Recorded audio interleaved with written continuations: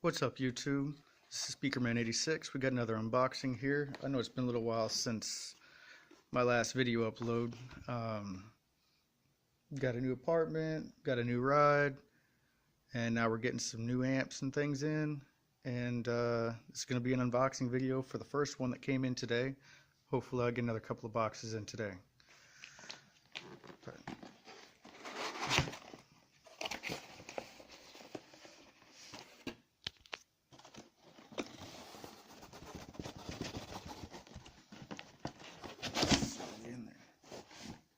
Today we got the Sounds M400.4 series M400.4. It's 1360 watts, 4-channel amplifier. It's a compact design. We got a picture of the amp on the back of the box. Got some specs on the side there. RMS power. It's a 2 ohm or 4 ohm load per channel, depending on how many speakers you're running or what kind of speakers you're running. Like if you're running the Infinity speakers, a lot of those are 2 ohms. But pretty good power output here for what looks to be such a small amp. Got the company website on the side, and then just barcode and stuff down here. Made in China, well, made in China, but it was designed in the US, so I guess that's better than nothing, right?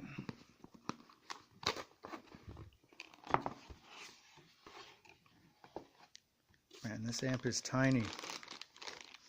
Got the leads here with the plugs, plug into the side of the amp.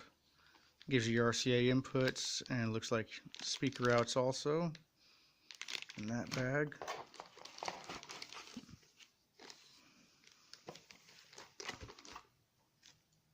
Mounting screws, user manual,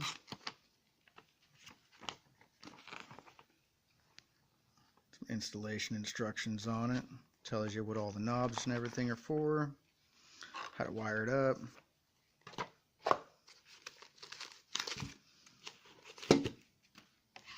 This amp is tiny. Go ahead and take it out of the bag.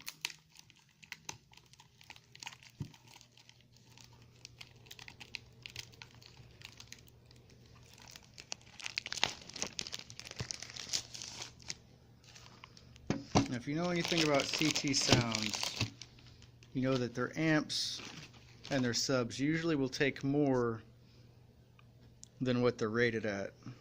It's part of the reason I chose this one. Here you got your front and rear gain, high pass and low pass. This is a bridgeable amp, so you could use it to run 2 subs, I suppose, if you really wanted to. I'm going to be using it for running my mids and highs in my Mustang, where I don't have a whole lot of space, so this is going to be going inside the dash underneath the stereo. I was just reading through the manual here, and I realized some cool features about this amp that I haven't seen in too many other amps. I overlooked a few things on this end, and down at the bottom left here you see DC, Vox, and remote. Those are all different kinds of power sensing modes for this, and of course your remote is a standard 12-volt remote wire, the blue wire coming off the back of your stereo. The DC offset, you can do the high level ins if you're running from speaker wires as your inputs, and you can also set it for RCA sensing. Now the Vox, that's another very interesting mode. If you notice the BTR down at the bottom there, BTR stands for Bluetooth receiver. And you can set this thing up with a Bluetooth receiver that you have to order from CT Sounds. And then you can set this amp to come on when it senses a Bluetooth signal. Then you just pair your phone to it, and it should come on that way. But again, not a feature that I've seen on very many amps. So very cool. On this end, you got your power inputs, your speaker outputs.